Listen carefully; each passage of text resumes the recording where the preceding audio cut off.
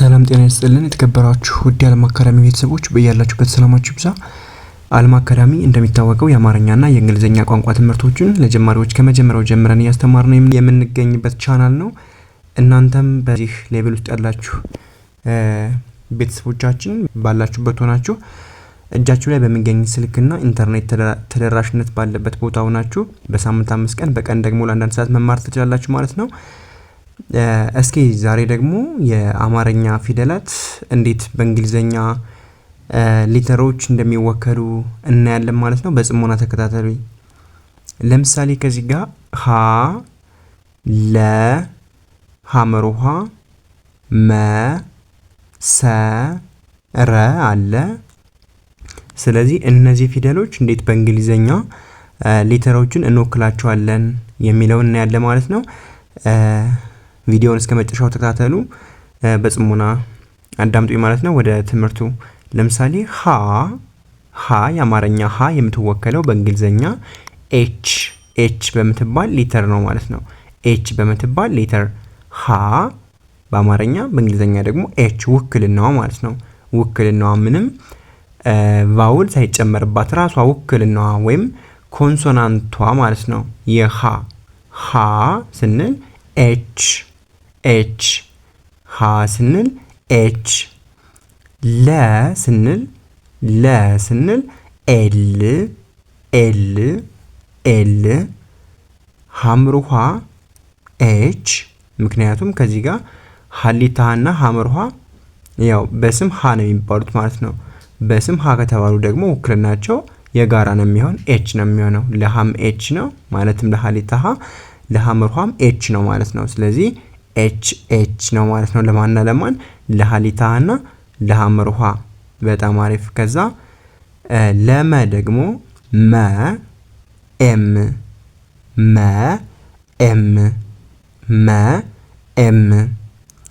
ሰ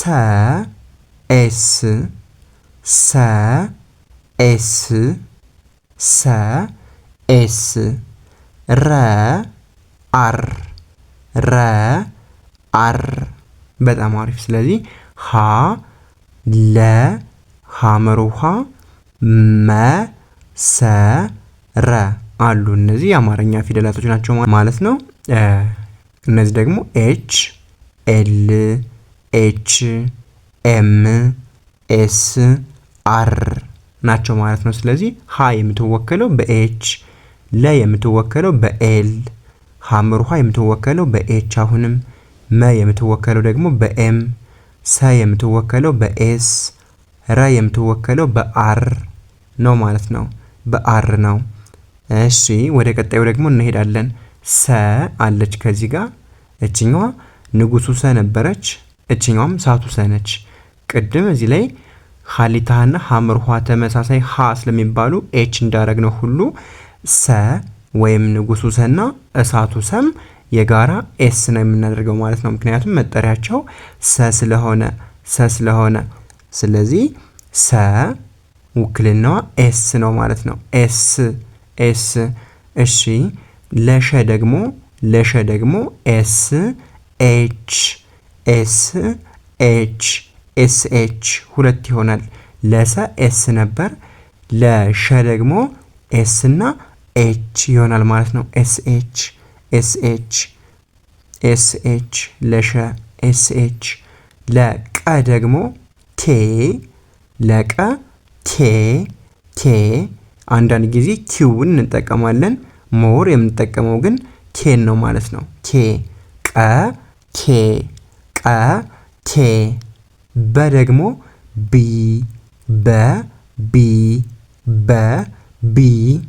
ከዛ ቨ አለ ቪ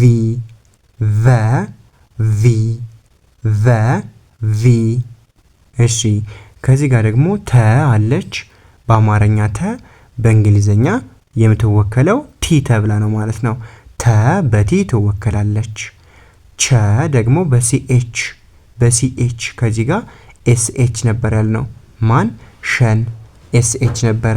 ቸ ግን ሲኤች ይሆናል ማለት ነው። ሲኤች ማን ነው የሚወከለው? ቸ በማን በሲኤች የ የሚወከለው በዋይ ዋይ ዋይ የ በዋይ ነ በኤን ነ በኤን ነ በኤን ኘ ደግሞ በጅ ኤን ጅ ኤን ጅ ኤን ማን ኘ ማለት ነው። ኘ ጅ ኤን በጣም አሪፍ። ስለዚህ ሀ የሚወከለው በኤች ለ የሚወከለው በኤል ሐመርኋ የሚወከለው እንዳለ በኤች ልክ እንደ ሀሊታ ሀ ማለት ነው። መ የሚወከለው በኤም ሰ የሚወከለው በኤስ ረ የሚወከለው በአር አሁንም ሰ የሚወከለው በኤስ ሸ የሚወከለው በኤስኤች ሸ የሚወከለው በኤስኤች ቀ የሚወከለው በኬ በ የሚወከለው በቢ ቨ የሚወከለው በቪ ተ የሚወከለው በቲ ቸ የሚወከለው በሲኤች የ በዋይ ነ በኤን ኘ ደግሞ በጂኤን ይወከላል ማለት ነው። በጂኤን ይወከላል ማን ኘ ኘ በጣም አሪፍ። ስለዚህ እኔ አማርኛውን እላችኋለሁ እናንተ ደግሞ እንግሊዘኛውን እየተከተላችሁ ትሉልኛላችሁ ማለት ነው። ሀ በማን ይወከላል? ለ በማን ይወከላል? እሺ ሐመር ሀ በማን ይወከላል? መ እሳ እሺ ሰ ረ በጣም አሪፍ። እሺ እዚህ ጋር ደግሞ ሰ በማን ይወከላል? ሸሳ እሺ ቀ በ ቨ እሺ ተ ቸ የ ነ ኘ በጣም አሪፍ። ስለዚህ ሀ በኤች ለ በኤል ሐመርኋ በኤች መ በኤም ሰ በኤስ ረ በአር ሰ በኤስ ሸ በኤስኤች ቀ በኬ በ በቢ ቨ ደግሞ በቪ ተ በቲ ቸ በሲኤች የ በዋይ ነ በኤን ኘ ደግሞ በጂኤን ይወከላል ካላችሁ ልክ ናችሁ ማለት ነው ውድ ቤተሰቦቻችን። እሺ እነዚህን በደንብ ካያችሁና ከያዛችሁ በኋላ ወደ ቫውል እንዴት እንጨምርባቸዋለን። ልክ አሁን ከሀ እስከ ኘ ድረስ አይተናል ውክልናቸውን። አሁን ደግሞ ቫውል የሚጨመሩት እንዴት ነው ወይም ቫውል እንዴት ነው የምንጨምረው ወይም ቫውል የምንጨምራቸው ቫውሎች ማን ማን ናቸው የሚለውን እናያለን ማለት ነው። እንደሚታወቀው አምስት ቫውሎች አሉ ኤ ኢ አይ ኦ እና ዩ አሉ። አንዳንድ ጊዜ ዋይንም እንጠቀማለን ስፔሻል ኬዝ አላት እሷን በሌላ ቪዲዮ እናያለን ማለት ነው። ዋይን የምንጠቀምበት ማለት ነው። ስለዚህ ሀ ስንል ውክልናዋ ኤች ነው። ግን ኤች ብለን ሀ ኤ ምንዋ ነው ማለት ነው። የሀ ቫውል ማን ነው? ኤ የሀ ቫውል ማን ነው? ኤ ኤች ኤ እንዳጠቃላይ ሀ ስንል ኤች ኤ ነው የምንጠቀም ማለት ነው። ኤች ኤ እንጠቀማለን። ሀ ብለን ስንጠቀም ኤች ኤ ብለን እንጀምራለን ማለት ነው በእንግሊዘኛው ኤች ኤ። ስለዚህ ኤች ምን ነች? ኮንሶናንት ነች። ኤ ምንድነች? ቫውል ለማን? ለሃ ለማን? ለሃ ኤች ኤ ኤች ኤ በጣም አሪፍ። እሺ ለደግሞ ኤል ኤል ኤል ውክልናው ወይም ኮንሶናንቱ ኤል ነው። ቫውሉ ደግሞ ኢ ነው ማለት ነው ኢ። ስለዚህ ኤል ኢ ለማን? ለ ለመጀመሪያ ፊደል ለ ኤል ኢ ለ ኤል ኢ። እሺ ሐመሩ ሀ ደግሞ ኤች ኤ ምክንያቱም ሀ ልክ እንደ ሀሊታ ሀ ሁሉ ሐመሩ ሀ ሲጠራ ሀ ተብሎ ስለሚጠራ ስለዚህ ኤች ኤ እንለዋለን ማለት ነው። ኤች ኤ ኤች ኮንሶናንት ኤ ቫውል ወይም ኤች ተነባቢ ኤ አናባቢ እንላለን ማለት ነው። ይሄም በካፒታል ሌተር ያስቀመጥኩት ኮንሶናንቱን ነው። በስሞል ሌተር ደግሞ ያስቀመጥኩት ቫውሉን ነው ማለት ነው። ስለዚህ ይሄ ትልቁ ተነባቢ ነው። እችኛዋ ትንሽዋ ደግሞ አናባቢ ናት ወይም ናቸው ማለት ነው። ናቸው ማለት ነው። ስለዚህ ሀ ስንል ኤችኤ፣ ለ ስንል ኤልኢ፣ ሐመርኋ ስንል ወይም ሀ ስንል ኤችኤ፣ መ ስንል ኤምኢ፣ ሰ ስንል ኤስኢ፣ ረ ስንል አርኢ። ከዚህ ጋር የምትይዙልኝ ነገር ቢኖር የመጀመሪያ ፊደል ነው አሁን እያየን ያለ ነው። ሀ ለ ሐመርኋ መ ሰረ ሰቅ ሸቀ በተ ምናምን ነገር እያልን ያየ ነው የመጀመሪያ ፊደሎችን ነው የመጀመሪያ ፊደሎችን። ስለዚህ እንደ አጠቃላይ ከሀ ውጭ የምንጠቀመው ቫውል ማን ነው ማለት ነው? ኢን ነው የምንጠቀመው። ኢን እንጠቀመዋለን። ከሀ ውጭ የምንጠቀመው ቫውል ማን ነው ማለት ነው? ኢ። እንዳያችሁት ለ ስንል ኤል ኢ ነው ማለት ነው። መ ስንልም ኢ፣ ሰ ስንል ኢ እንዳለ ኢ ነው መጨረሻ ላይ ያለው ኢ ነው ያለው ማለት ነው። ለምን? የመጀመሪያ ፊደል ስለሆነ ከማን ውጭ? ከሀ ውጭ። ይኸው ሀ ስንል ግን ኤን ነው የምንጠቀመው። ከዚህ ጋር ሀ ኤን ነው። ግን ከነዚህ ከሀሊታና ከሐመርኋ ውጭ የምንጠቀመው ቫውል ማን ነው ማለት ነው? ኢ። ለማን? ለመጀመሪያ ፊደሎች። ከሰባቱ ቤተሰብ ውስጥ ለመጀመሪያ ፊደሎች የምንጠቀመው ኢ የምትባለዋን ቫውል ነው ማለት ነው። ኢ የምትባለዋን ቫውል ከማኖች? ከሀ ውጭ፣ ከሁለቶች ወይም ከሶስቶች ሀ ውጭ ማለት ነው።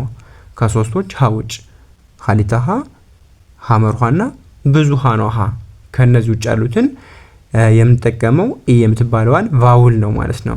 ኢ የምትባለዋን ቫውል። ስለዚህ ረ ብለን አርኢን አይተናል።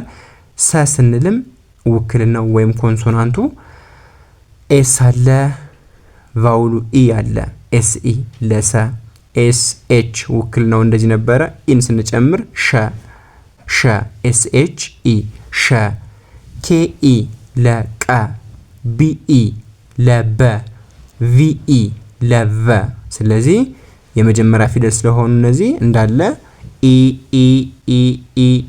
አረጋለሁ ማለት ነው። እንዳለ ኢ አረጋለሁ ማለት ነው። ኢ አረጋለሁ ምክንያቱም ከሀ ውጭ ያለው ቤተሰብ ኢን ስለሚቀበልልኝ ምን ቫውል ማለት ነው። ስለዚህ የሰው ውክልና ኤስ፣ የሸ ውክልና ኤስ ኤች፣ የቀ ውክልና ኬ፣ የበ ውክልና ቢ፣ የበ ውክልና ቪ ነበር። ከዛ ቫውል ስጨምርበት ኢ ስጨምርበት ራሱ ሙሉ ፊደሉን ሰጠን ወይም ይሰጠናል ማለት ነው። ሰ ኤስ ኢ፣ ሸ ኤስ ኤች ኢ፣ ቀ ኬ ኢ፣ በ ቢ ኢ፣ ቨ ቪ ኢ። በጣም አሪፍ። ወደ ተ ስንሄድ ደግሞ ውክልናዋ ቲ ወይም ኮንሶናንቷ ቲ ስትሆን ቫውሏ ደግሞ ኢ ነች። ስለዚህ ቲኢ ለተ ለመጀመሪያ ፊደል ተ ቲኢ ማለት ነው። ኦኬ። ቸ ደግሞ ሲኤች ውክልናው ነው። ኢ ደግሞ ቫውሉ ወይም አናባቢው ነው ማለት ነው። አናባቢው ነው። ስለዚህ በአጠቃላይ ሲኤችኢ ማለት ቸ ማለት ነው። ቸ ማለት ነው። ዋይ ኢ ደግሞ ለየ ውክልናው ዋይ ነበረ። ከዛ አናባቢ ደግሞ ኢ ስንጨምርበት ኖርማል የ የምትባለዋን የአማርኛ ፊደል ሰጠን ማለት ነው። ስለዚህ በአማርኛ የ፣ በእንግሊዘኛ ዋኢ የሚነበበው እንደ የ ነው ማለት ነው። የ በጣም አሪፍ። ነ ደግሞ ውክልናው ኤን ነበረ። ከዛ አናባቢው ደግሞ ኢ ነው። ስለዚህ ኤንኢ ማለት ነ ማለት ነው በአማርኛ ኤንኢ ነ። ጂኤንኢ ኘ ውክልናው ጂኤን ነበረ። ቫውሉ ደግሞ ወይም አናባቢው ደግሞ ኢ ነው። ስለዚህ ጂኤንኢ ማለት ኘ ማለት ነው። ስለዚህ ኤችኤ ካገኛችሁ ሀ ተብሎ ነው የሚነበብ ማለት ነው። ኤልኢ ካገኛችሁ ለ ተብሎ ነው የሚነበብ። ኤችኤ ካገኛችሁ ሀ ተብሎ ነው የሚነበብ። ኤምኢ መ ተብሎ ነው የሚነበብ። ኤስኢ ሰ፣ አርኢ ረ፣ አሁንም ኤስኢ ሰ።